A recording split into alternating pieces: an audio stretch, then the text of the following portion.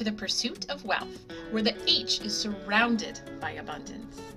Today, we want to welcome you with open hearts, open arms, and an open mind to what will be a wonderful conversation. Today, we want to bring to you Rebecca Fox. Now, Rebecca Fox is currently working at Escapist CrossFit in Berlin, Germany. She is a level 1 CrossFit trainer. She is also certified nutrition coach through Precision Nutrition. As well, Rebecca is also a transformational life coach. She is also the owner and operator of Reframe Life Coaching. So, we want to welcome you, Rebecca, to the Pursuit of Wealth today. We are, as a society, we wait for things to happen before we decide it's time to do something. And there's about 75 ways that your body has told you before. Yeah. But we're so not in tune as a society to our body, to ourselves and our own inner emotions, let alone our body in what it's telling us, because it's always giving you data, it's always giving you feedback, it's always giving you information. But what do you do with it?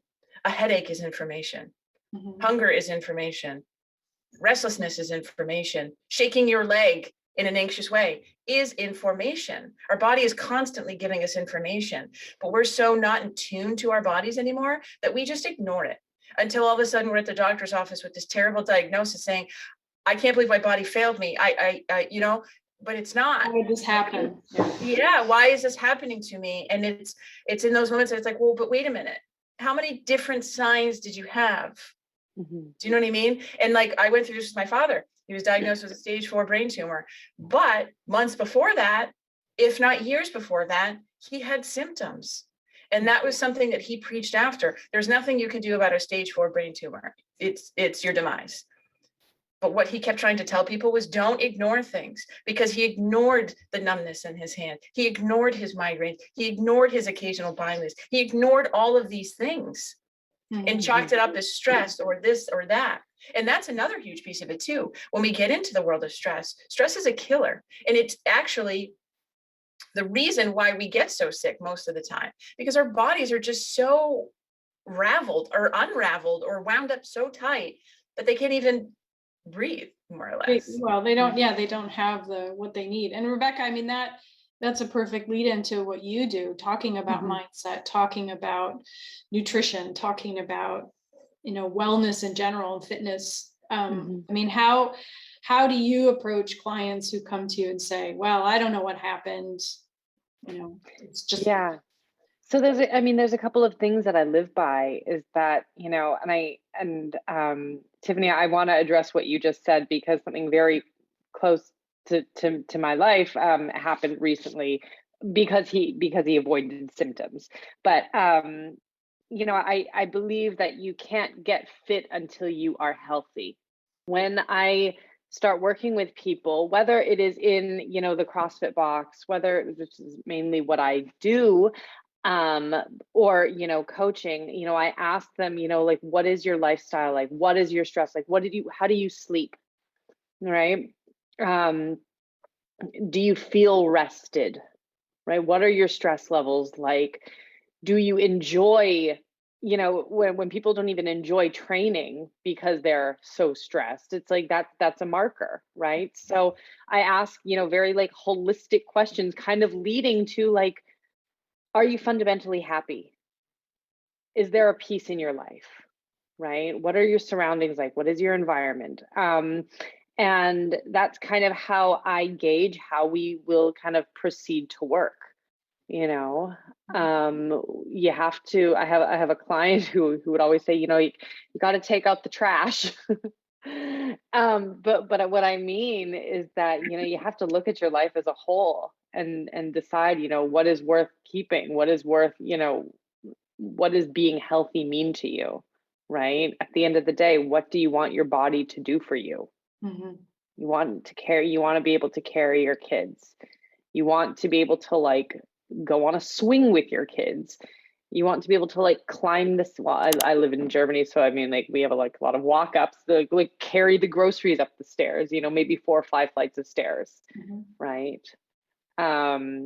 If you're not a healthy person, you can't do that. You can't live. And you weren't always like this. Is that right? Or did you kind of have this inkling of a sensation that I need to live a healthy life, especially when you began as a young person going to musical theater?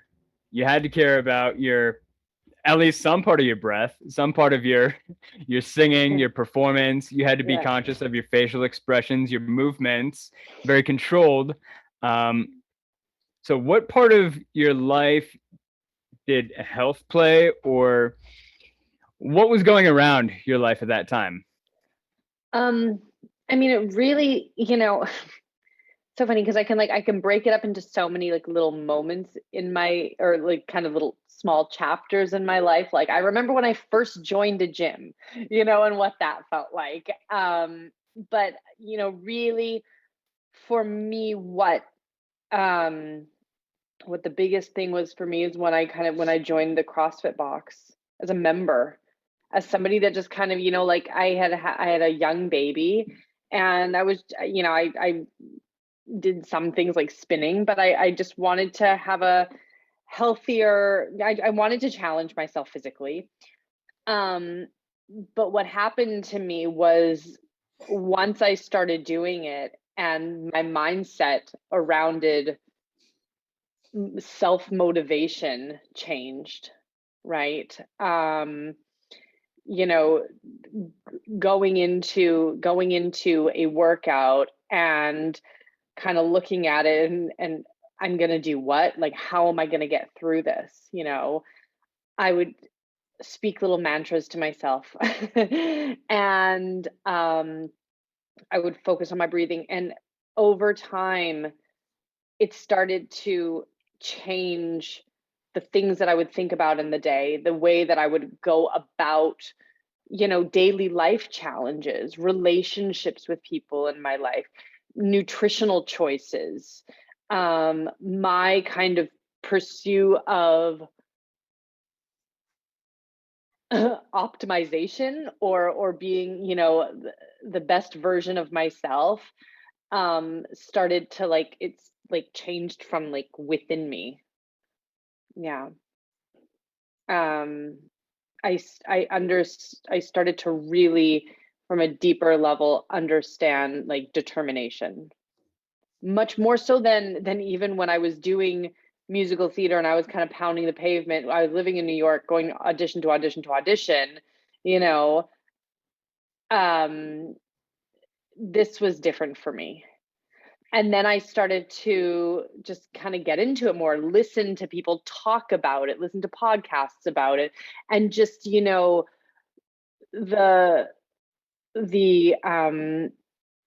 what's the word? Like the spiritual side, I guess, of it started to like it just spoke to me. Yeah. I understood it. Yeah. How did you find CrossFit in the first place? Like what compelled you to go and try it? Um, I have my cousins in Toronto, they did it for many years. They started off as kind of like as kids doing it. And I just watched these kids, my cousins, just kind of like grow into these men. And I I saw, their mother, my aunt would post videos and I was like, that looks pretty cool, but I never thought about trying it myself. And then I don't know, I literally said to my husband one day, like, oh, I think I'm gonna try CrossFit. Just-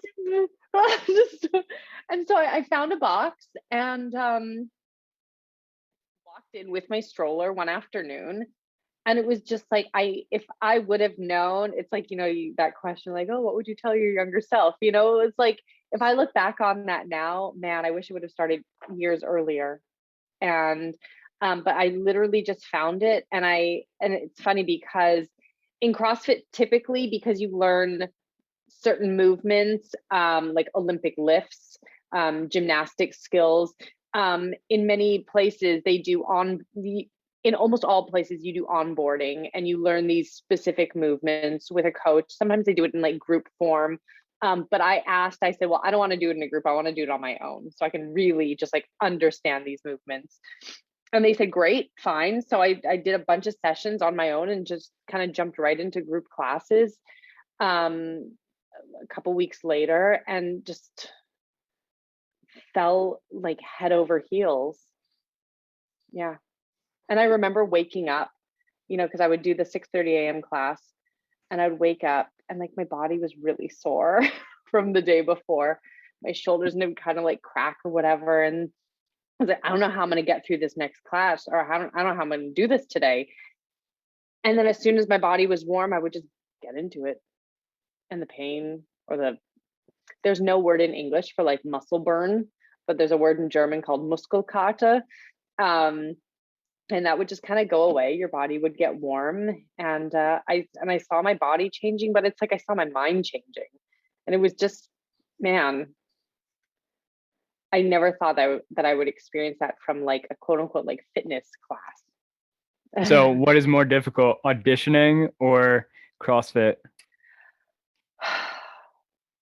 I mean, there are workouts that I coach, that I do myself, that, I say like, if you do this on your own, you will become a different person. Like it will change you, because the way you push yourself, the way you push your physical limitations, your threshold, really is a test of your the self-belief.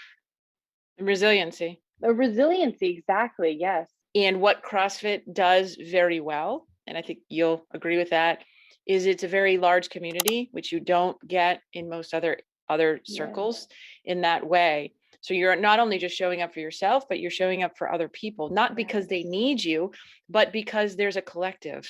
Yeah. And it's like you're doing something extremely hard, but you're doing it with others. And the other piece of that is there is no, at least not in the places that I've worked out in, there's no race, there's no competition. Everyone is struggling at their own struggle. Everyone is lifting at their own weight, and it's all hard. And I know that sometimes I'm very tall, and so I would work out with women who aren't as tall as me, and naturally I can lift more too because I'm just bigger. And they would say, oh, you can lift so much more. And I'm like, but your 65 pounds is my 95 pounds. It doesn't matter. You know what I mean? And you're still doing something super duper hard for yourself, and I'm still cheering you on, just like you're cheering me on. Yeah. It doesn't matter. But take the weight off the barbell. It doesn't matter. You're seeing my struggle and you're seeing my completion, and you're proud of me for that. Yeah. I'm proud of me for that.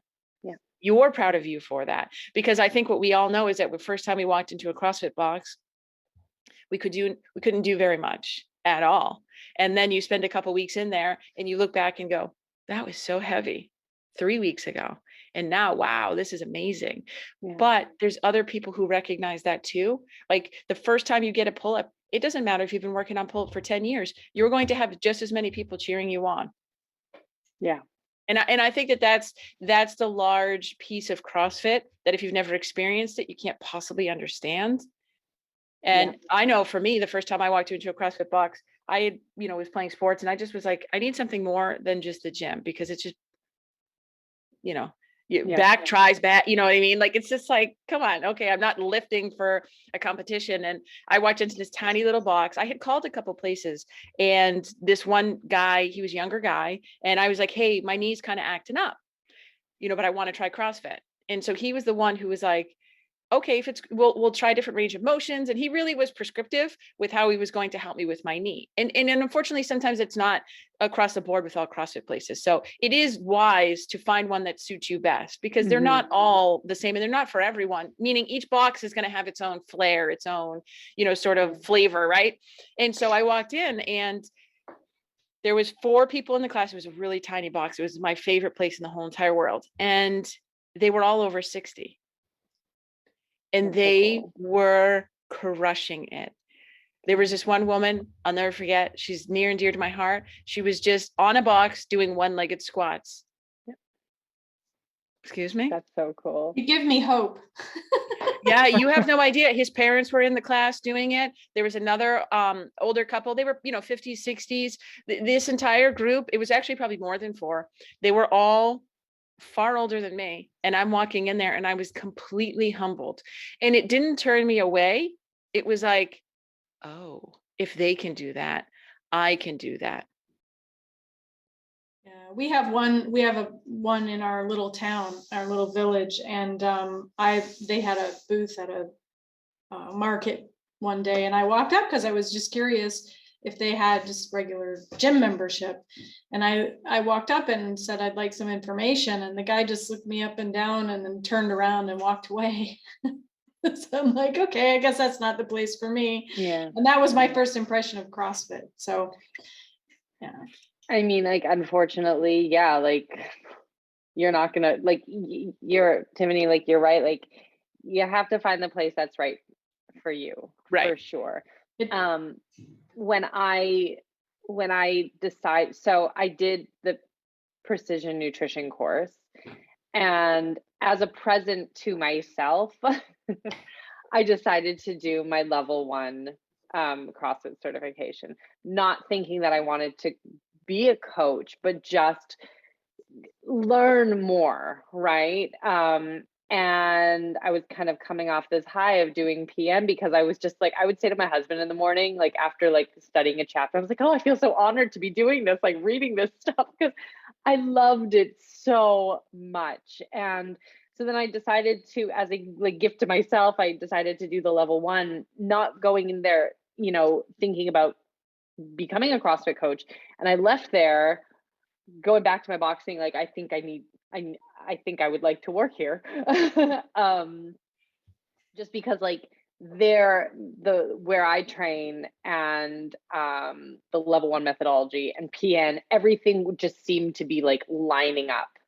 And the integrity was all very much the same, very holistic. And yeah, and so once I did the level 1, I was that whole seminar, you know, you understand fitness, you understand health, you understand why we are doing this. And that kind of pushed me more into wanting to coach, and to, you know, get people to get their first pull-up, because, or like get people like that, you know, we're always fearful of jumping the rope because they couldn't do it in high school, and like teaching somebody how to do that. Oh my God. It is so humbling. This is great. You guys are making me want to do this now. It just sounds like Me too. Yeah. I need to move to a bigger city. Yeah. Yeah, exactly. Well, so how does the life coaching fit in? Like, where did that fall into the So timeline? with life coaching, that was something that was kind of even before CrossFit. I mean, I had always I knew what life coaching was. And I decided to invest in a life coaching course. Working here as a performer and a singer, but I was also teaching at a conservatory. I was working with like, you know, kids in their like, you know, early 20s at a musical theater conservatory. And I was directing them. I was working with them on their material. And most of the stuff that I was working with them on was coaching, confidence building, you know, asking questions that provoke, you know, deeper answers. And so then I started kind of looking around for a course that would suit me, because there's a million out there, and a million of them are promising this and that. And so I found a course that I liked their methodology and what they kind of stood behind, which is transformational coaching. And so I decided to do that, and went through that, built up all of my hours, my practice hours, and graduated from that course, got certified. And so now I mean, in my coaching, I do, it really depending on my clients. I mean, I have most of my nutrition clients, you know, I'm using tools from my transformational coaching. I'm also using, you know, other tools that I have, like a lot of the PN stuff, and vice versa. You know, for my clients that have, you know, no interest, or we're not talking about nutrition, I use a lot of PN's practices and their, their push pull wheel of control, all of these things. Sure. So I kind of combine them all. But life coaching gave me tools to push people forward, coming from like a place of present, not looking at their history.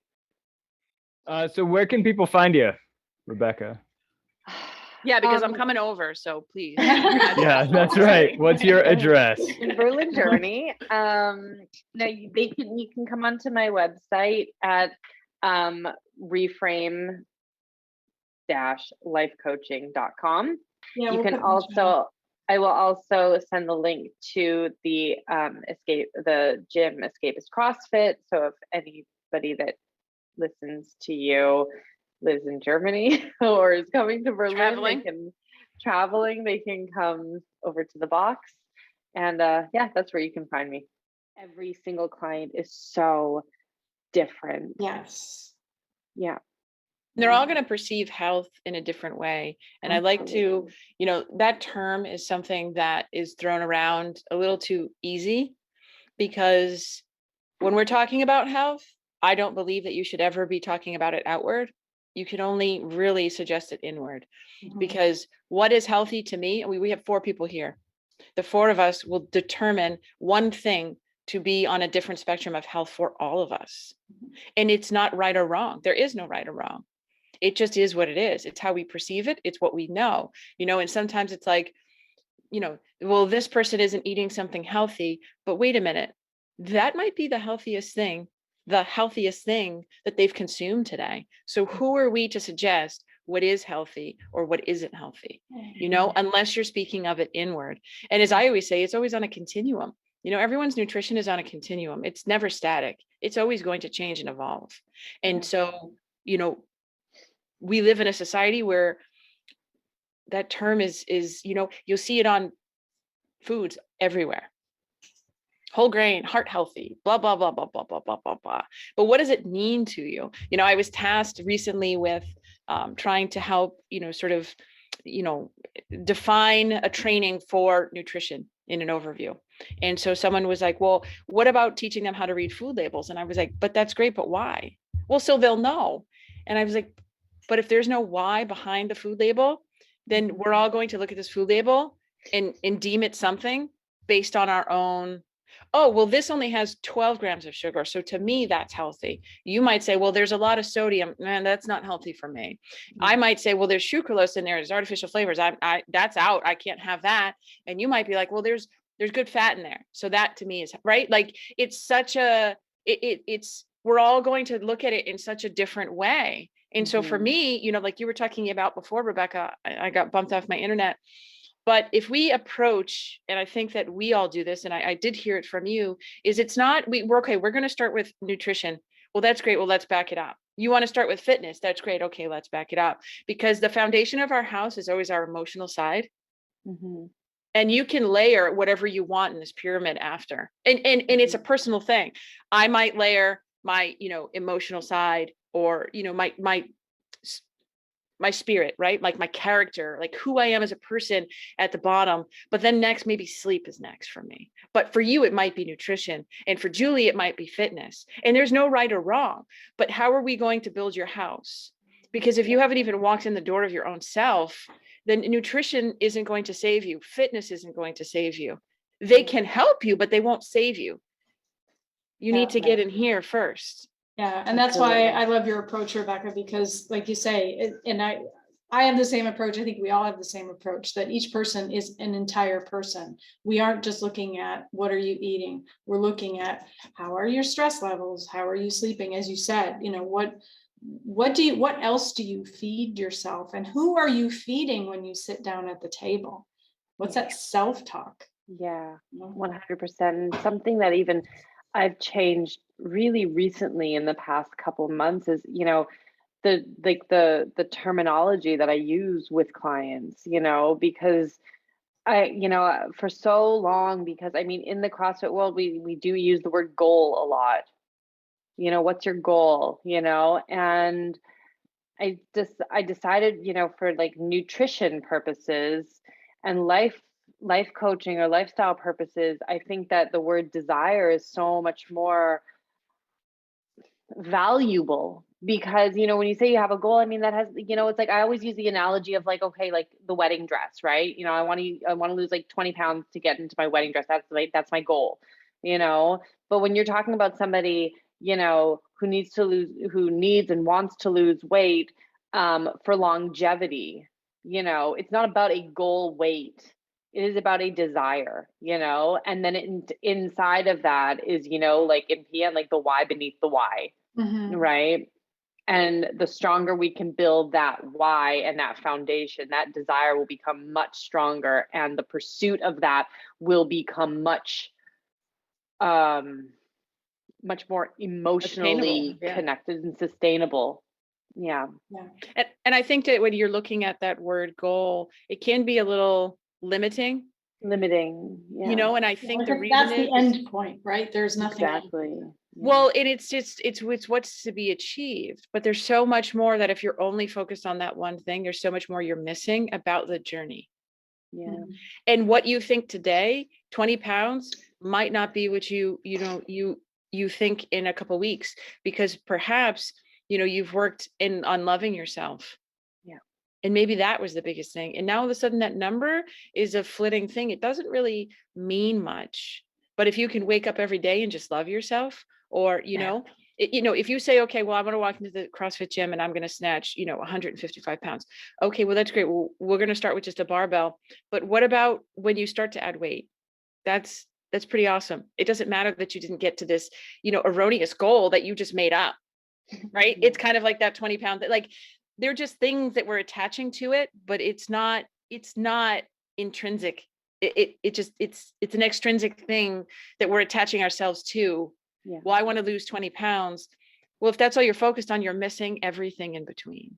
Yeah. You're missing your journey. You're not even there on it. You're a passenger on your own journey. You should be in the driver's seat to it. Yeah. It's really cool. So you said you were in performing arts like from a young age. How did that all start? My mother. Yeah, I mean, she put me into singing lessons at very young, 5, like my daughter's age, and just kind of started putting me in, voice lessons and programs that you had to audition for. So, that was my world. That's kind of all I knew. And as I kind of got older, I was doing, I grew up in Vancouver, professional theater in Vancouver, festivals, and kind of, I mean, high school was there, but it wasn't my focus. And getting into college wasn't a focus. It was getting into musical theater school. that was kind of after I graduated. So I auditioned for a couple of schools, got into the one that I wanted to in New York. Went to New York, 17 years old, went there. My mom dropped me off, and did a pretty amazing program there. I worked my butt off. And it was really like a finishing school. I got taught so much. I had incredible teachers, not all of them, but some of them were really incredible. And then right after I graduated, just kind of auditioned. Even before you graduate, I think the semester before you graduate, you start, they bring in agents, you start auditioning for agents, but you're just kind of auditioning for out in the world, for Broadway, off Broadway, off Broadway. Everything. You look in the Village Voice, and literally at that time you get the Village Voice. I think it was like on Thursdays, and you go and highlight the auditions and go. So what do you think the top skills are that you learned during that time that relate to what you're doing now? I mean, it's such an easy answer, is like perseverance. But really, inside of that is just like building up a thick skin, Mm. building up a thick skin, because it not only out on the streets of New York or in like the audition rooms was it tough. And it was really more like the waiting rooms that were harder, like where all the people going to audition and you got 35 other girls, maybe 100 other girls, and they're all wearing some form of dress from Forever 21. You know, we had like 5 dresses in our bags because we were going to 5 auditions that day. But yeah, just, you know, building that thick skin, and working hard, you know, that's what it taught me. And kind of, And just showing up, I would imagine. Yeah. showing up. Yeah. No matter And the weather, also- no matter your feelings. Yeah. And also kind of being prepared, knowing what it means to be prepared. Yeah. Well, and I think the other probably darker side of that is you probably heard a lot more no's in your life than most people do. Yeah. A lot of no's. And Yeah. that is a challenge all in its own, I'm sure. Yeah. But it's more of the thank you so much. Yeah. Thank you. You know, it's that Mm. smile. And you're just like, oof, that is a hard no, you know? Right. So yeah. But then sometimes you get a surprise, you know, and you get a call, you know, a day later, a month later. And that was always very cool. And yeah, and then, you know, but then going into a show, going into rehearsals, you know, you kind of become this like weird family for a period of time, and then you all go off and do something else. And yeah. But I knew that I didn't know at the time, but maybe something deep inside of me knew that I wasn't always going to do this. So. Well, Mm-mm-mm. I think the, you know, what you touch on saying no, I think that's a really important thing when, you know, we talk about feedback, because I know a lot of people, there's a woman I talked to today. Well, I tried that and it didn't work. Well, I tried that and it didn't work. I'm just, you know, it just doesn't work. There's just nothing that works for me. Yeah. Really nothing there. That's a pretty broad statement, but I So understand. what do you do? Yeah, I understand it's easy to get discouraged. Like, okay, well, those things didn't work, but let's think about something that might. Let's, you know, what can you do? Right. What are you willing to do? And a lot of people, you know, diet and fail and diet and fail and diet and fail. And I call myself the anti-diet coach because I don't subscribe to diets in a sense. And so it's like, well, let's learn what works for you. I mean, how many filaments did Thomas Edison have to go through before he invented the light bulb, right? Yeah. And it was thousands. And he just said, okay, I've learned which ones don't work. Yeah. And the perseverance and the willingness to continue to show up and try again. And you know, people say, oh, I've tried all these diets and gained all the weight back, so I'm just a failure. It's like, no, you're not, because you keep trying. Right. Right. And I think You kind of have to look outside, and it's like, okay, well, there is something that is working here. Maybe the diet itself is not working, but the fact that you keep trying, there's something inside of you, in your character, that, you know, hope works, you know? you still want that. You still have that desire, right? Yeah. And finding ways to. How can we? Go ahead, Jen. Sorry. Oh, I was just gonna say. So how can we develop ourselves to be more resilient in the nutrition world, in the fitness world, from the skills that you've learned in musical theater of going to so many auditions, hearing no, showing up, being there, because that's not only your choice, but that's also what drives you. Yeah. Is wanting to get the part, wanting to act your part, act well. Actually, that brings to mind one thing that you told me in my coaching last year that I always write down, by the way. Still, you don't remember, but I always write down, how am I showing up today? And what is it that I'm meant to say in this moment? I think that comes back to some of your background of what you've shared with us today. So coming full circle, how do we present those skills that you've learned there to, again, our nutrition, fitness, mindfulness, resiliency? There's a really good question, and I have it written down like on a book, just so I can always have it in front of me. Is what would you like your body to do for you? What do you want your body to do for you? And I think about that often, when I'm making my own nutritional choices, or I'm making my own decisions about whether I want to train today. Is, how do I want to show up for myself? Right? What do I want to give to the world today? Kind of, what do I want to give to myself to give to the world today, if that makes any sense? And I use that, how do I want to show up? Do I want to be sluggish? Do I want to feel proud about, the decisions that I've made today?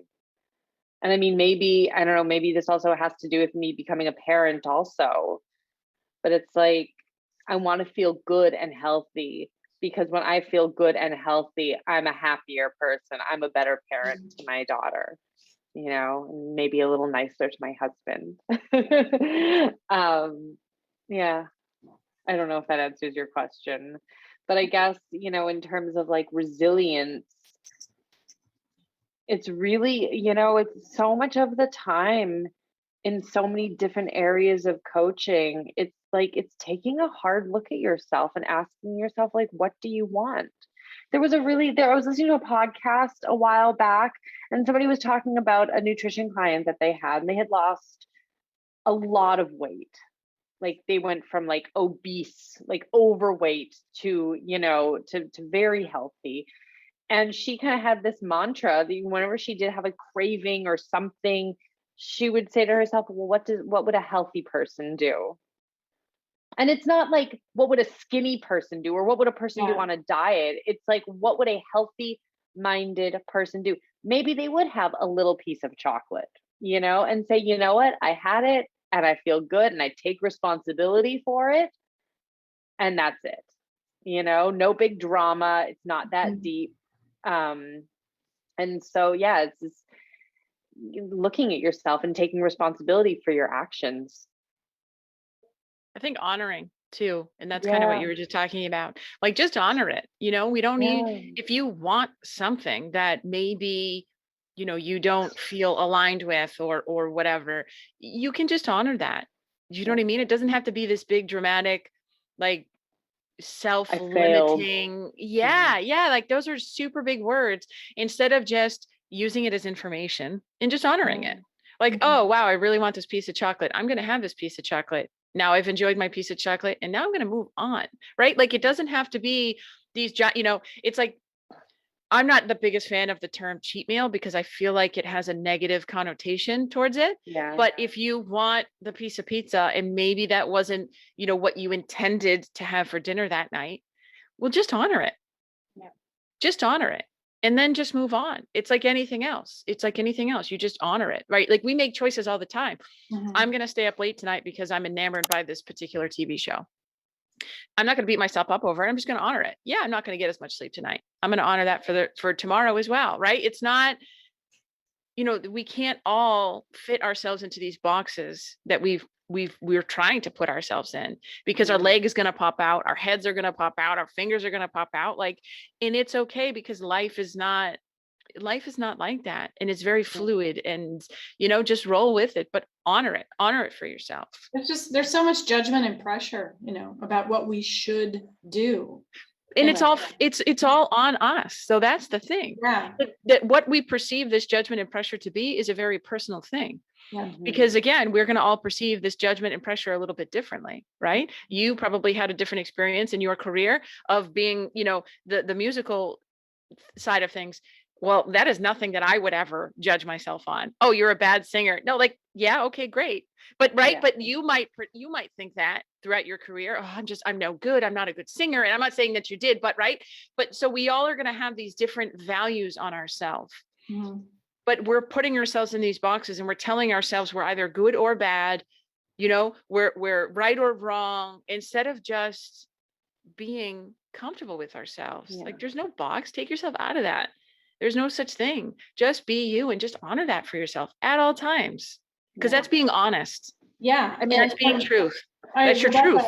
I imagine you, in all of your trainings, that you've found this research as well, but your brain wants to be right. So if you continue to tell it, I'm fat, I'm ugly, it doesn't matter how much weight you lose or what your body transformation is, when you look in the mirror, you're still going to see that, Yeah. right? 100%. Oh. And this is what I notice so much with nutrition clients, is that they get so fixated on you know doing it right all the time, and as soon as they slip up, as soon as they go to that birthday party or whatever, and they've in turn enjoyed themselves, oh my god, they've enjoyed themselves, they then everything has gone to shit. Everything what they learned has been suddenly unlearned because they had a piece of fucking cake, and Exactly. And it's like, just walk into that birthday party knowing that, hey, I might have a piece of cake. I might have, I might enjoy a few libations along the way. Like, it's all good. It's just about honoring that for yourself and being honest with yourself, because I think that that's a very, very easy thing that we don't do, is we're not honest with ourselves. And I know, it can even come as to, well, I'm going to work out tomorrow, and not working out. Well, now you've just showed yourself that you don't trust yourself. Mhm. yeah And it doesn't mean that you should work out because you said it, but if you set the intention, then just go, then just do it. Because every time you don't do it, you're not trusting yourself. And guess what yourself is understanding? I'm not a trustworthy person. I don't have this value. I don't have this honor. How can I be this person outside if I'm not that person inside? I'm going to wake up at 7 a.m. tomorrow. Okay, then wake up at 7 a.m., not 7:15. Just keep these little promises to yourself. And that is how to build a more resilient, mind, just by keeping your promises. I think that's probably the most challenging, that like taking that self responsibility. And but man, like when you can create that habit and like practice it well, right? It's Mhm. like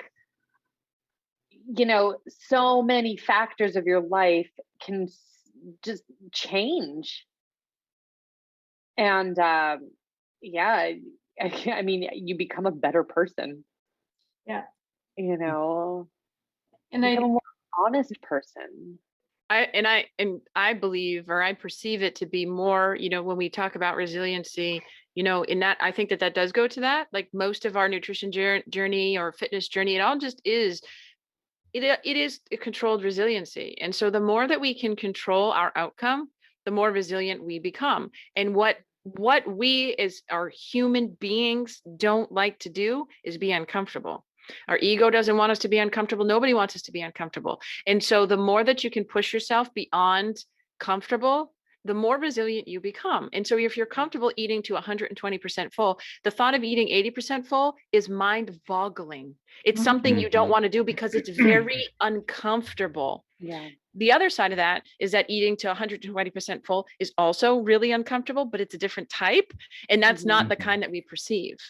Do you know what I mean? Like getting prioritizing 8 hours of sleep might be uncomfortable because I'm missing out. But at the other side of that, you're controlling yourself and you're getting resilient with that every single time. Every time you can control your little stressors, you're getting more resilient.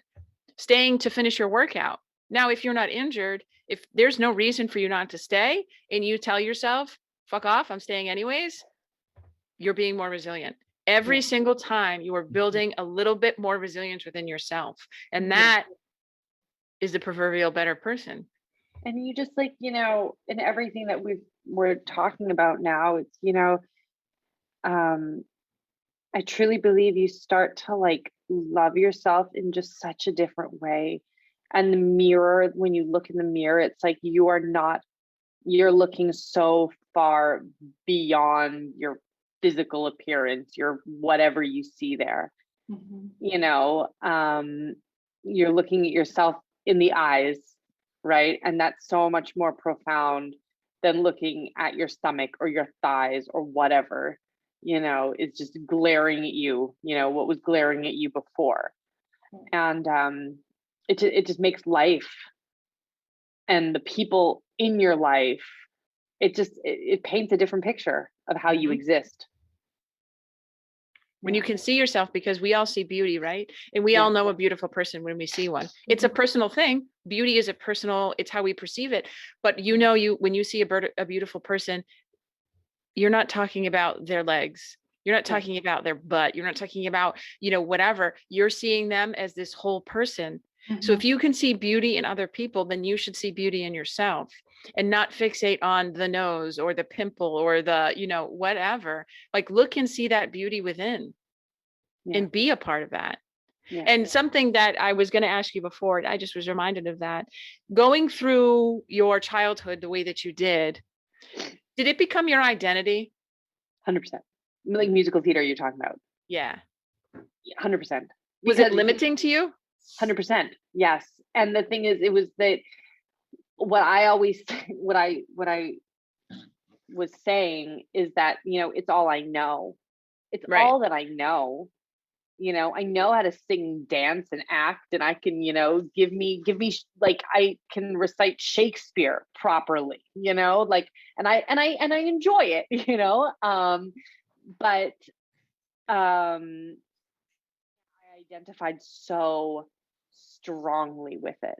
But it was like I'm identifying myself with something that's exterior. How well I sang today. I measure myself up to how well I sang at the audition. If I sang shit, then I'm a shit person. If I sang well, then I'm great. And it's like the whole mood, is then dictated, or a performance or whatever it is. I can definitely say that now it's much different. And how does that transfer over to your daughter now? Well, to my daughter, it's funny because I had a my first parent teacher preschool sum up yesterday. And, one thing that, sorry, I have a small dog just confused. Sure. I was wondering what that sound was. I'm just Thought it was my listening to Bill stomach. to see if he wakes up. I've got a 75-pounder over here, 34 kilos, and he's nonplussed. I thought it was my stomach, so. No, it's a tiny little Yorkie that sounds like a Doberman. But anyways, sorry, I apologize about that. How does it translate to my daughter now? My daughter is a pretty incredible kid. She's a kind of a dreamer. She talks about memories. Do you remember when I was a baby? Yes, I do remember when you were a baby. Do you? But I want her to live and grow up seeing me and maybe, following in these footsteps of just being present, with herself, loving herself, and just, she sees me work out, she's always at the box with me, and she sees other women working out. So that's really important to me. But just, understanding, what joy is, and feeling joy, and understanding, hard work and perseverance and going through challenges, and getting out on the other side of it, and seeing what happens when you can, get out from the other side of a workout, and And still love yourself. And still love yourself and honor yourself and take responsibility and be honest. Mm-hmm. And I think that especially, I was listening to a podcast and it really struck me, I think that, I always say this, I know they've heard me say this, but we have a great responsibility to our youth right now, because there's so many different challenges out there. Not to say that we didn't have challenges, because we certainly did, but especially, and I don't want to categorize it just for the women, but I think we all know that society sort of shows us what we should be and who we should be and how we should show up. But that's not who I want my daughter to be. And I doubt that's who you want your daughter to be. And, you know, recently I was at a little, a little birthday party. It was my daughter's first birthday. My daughter's 5, so she just started school. We had the whole parent teacher thing. Like, it's pretty awesome. And, you know, there was a bunch of parents there, and through no fault of their own, one of them was like, well, I thought my kid was going to be more, you know, I thought her handwriting was going to be better, but it's kind of regressed a little. And the other mom was like, oh, I thought she'd be way better at math or reading. And, you know, so there's like 3 or 4, and I'm the new mom at the school. And they said, Tiffany, what do you think? And I was like, to be honest, this may be unpopular, but I don't care about any of that, because she's 5. And what I care most about in this world, I could care less about her academics. Truly, her academics will always follow. I care more about who the person she is and how she shows up in this world. That's it, period, end of story. And I will model that for her. I know having a baby changed my life in so many profound ways. I just model that for her. And hope that she too, well, and if you know my daughter, she does, but right, like, and now, you know, they're going to have all these challenges that we didn't face because of our society the way that it is. They're so immersed in things that don't matter and things that aren't real, where we never were. We still played outside. Yeah, we Our didn't have daughters, any of that. yeah, and not to say that they won't still play outside, but the point is that their peers probably aren't playing outside, or they're going to be, you know, exposed to so many different things at such different ages that we never were. And so one of the things that I started doing with my daughter when she started school was and she took right to it, but she gets in the into the mirror, and I kind of showed her how we say kind of good gratitude, you know, sort of things to ourselves. And she does it, and then she high fives herself and she starts her day. And I don't care if it doesn't mean anything, but right now she's willing to do it and she's open to do it. I tell her to say 3 things. Sometimes she says 5, and she looks at herself while she does it, and she tells me, Mama, can we do that? And then I do it with her. And so if nothing else, she goes to school feeling maybe a tiny bit more empowered. And maybe it means nothing to her at 5, but when she's 9, maybe it will. When she's 16, maybe it will. You know, and these are the only things that we can control, in my opinion. You know, we can't control their outside. You know, they're going to face challenges, and I'm all for it. I'm all for her facing challenges, because that's how we become resilient. Exactly. Sorry. Our chief canine officer here. Beautiful.